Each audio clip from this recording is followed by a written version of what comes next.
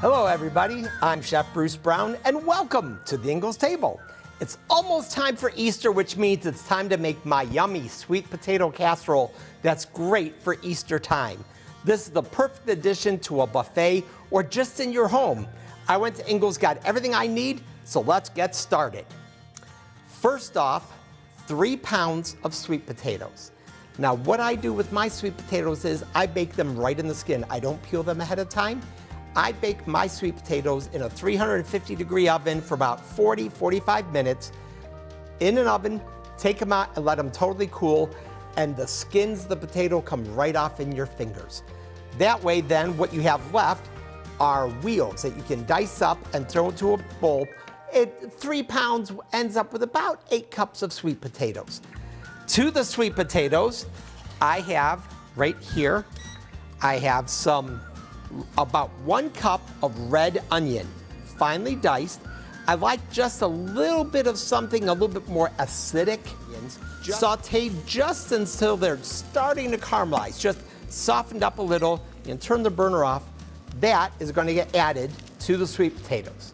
I know onions and sweet potatoes aren't a real popular combination, but trust me, with the other ingredients, you'll see how it all works together.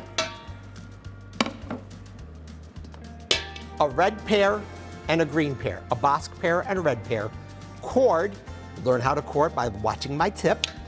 Cored and dice up pretty good sized chunks. I just like to put those right in with it. 2 cups of white shoe peg corn. You can use yellow corn if you really want, if that's what you have, not a problem. I personally like white shoe peg in this, it just offsets the color of everything else a little bit more. I have walnuts.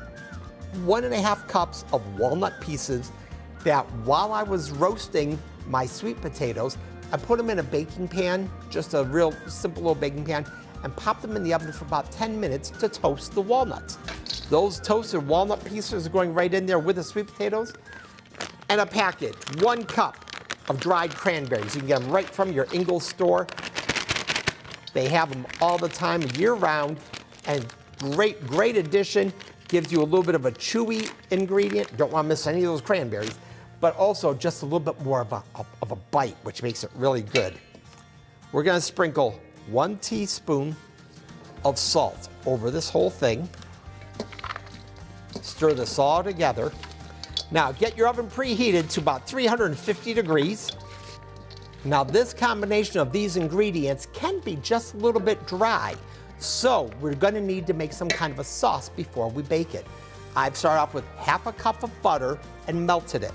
To that I add in 1/4 cup of brown sugar and a tablespoon of fresh ground nutmeg. Stir that all together real quick.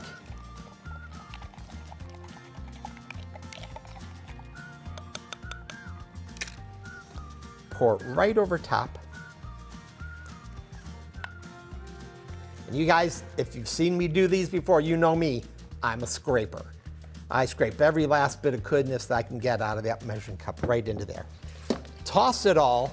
Have a greased 9x13 baking pan, preferably glass. Glass, I've noticed, works really well with this. Metal ones tend to have a little bit of a reaction with the sweet potatoes and things, so I like glass for this.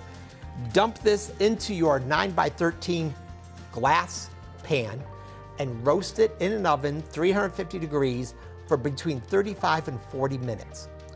When it's all done, with that, we're going to take it out and have 2 cups of crushed corn tortilla chips. Whatever brand you like, if you like the ones that are really salty, use those. Crush them up either in a food processor or with a rolling pin in a Ziploc bag, whatever way you need to do it, and sprinkle the 2 cups of tortilla chips all over the top. Pop it back in the oven for another 12 to 15 minutes, and you end up with a casserole that looks like that. Thank you so much for spending this time with me here today at the Ingles table. Now don't miss out on all the great tips, tricks, and other recipes that can all be found on the website, ingles-markets.com. See you next time.